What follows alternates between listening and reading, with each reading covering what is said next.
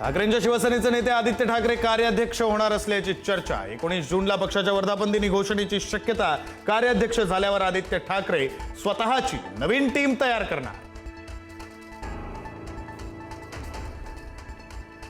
काकी सुनेत्रा पवारांसाठी पुतण्या रोहित पवार मैदानात। रोहित पवार आजपासून बारामती पोटनिवडणुकीसाठी प्रचाराच्या मैदानात। आज रोहित पवारांच्या काठेवाडीमध्ये 4 घोंगडी बैठक।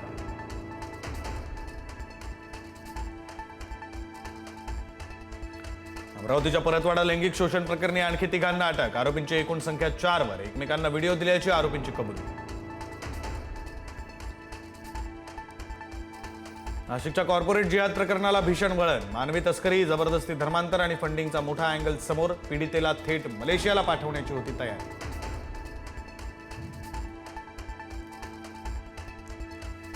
नाशिकच्या एटीएस कंपनीतील अत्याचार, धर्मांतर प्रकरणात धक्कादायक माहिती समोर। कंपनीतील कर्मचाऱ्यांनी पीडित तरुणीवर रिसॉर्टमध्ये अत्याचार केल्याचा संशय। जबरदस्तीने टेकडी आणि रिसॉर्टवर नेल्याची पीडितेने केली होती तक्रार। नाशिकच्या कॉर्पोरेट जिहाद प्रकरणातील फरार निदा खान अजूनही पोलिसांच्या हाती नाही। लॅपटॉप आणि मोबाईलमधील महत्त्वाचा डेटा नष्ट केल्याचा संशय। एसआयटी आणि गुन्हे शाखेची पथकं सतत मागावर।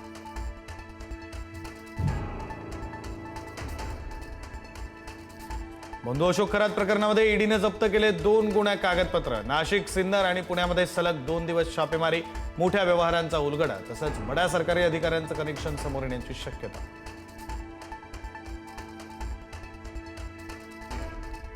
मुंबईतील कॉन्सर्टमध्ये ड्रग्ज पुरवण्यासाठी ॲपचा वापर। अटकेतील आरोपी प्रतीक पांडेची कबुली। कल्याणमधील आनंद पटेल ड्रग्ज पुरवत असल्याचं समोर।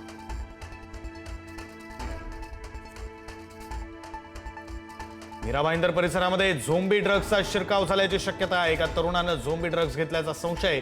संबंधित तरुणाच्या अनियंत्रित हालचाली।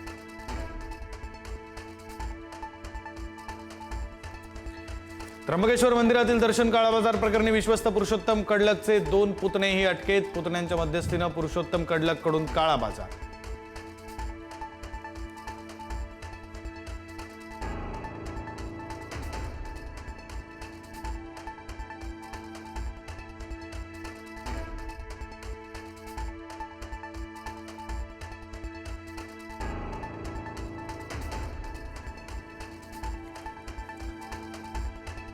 मुंबईत मेट्रोचं काम सुरू असताना क्रेन पलटली। बीकेसीमध्ये मेट्रो साईटवर बीम उचलून पिलरवर ठेवत असताना दुर्घटना। सुदैवाने कुठल्याही प्रकारची जीवितहानी नाही।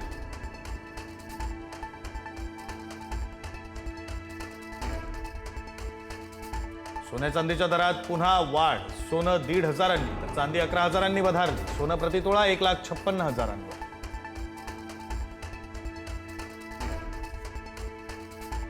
राज्यासह विदर्भामध्ये तापमानात वाढ। अकोल्यामध्ये देशातील सर्वाधिक 44 अंश तापमानाची नोंद, तर यवतमाळ आणि वर्ध्यामध्ये 42.2 अंशांवर तापमान।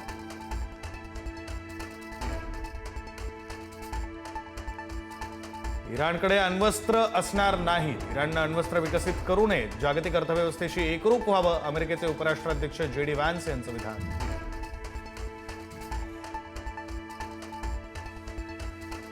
अमेरिकेकडून इराणी बंदरावर जाणाऱ्या जहाजांना नाकेबंदी। अमेरिकेच्या नाकेबंदीनंतरही 3 देशांचे टँकर हॉर्मुझ पार।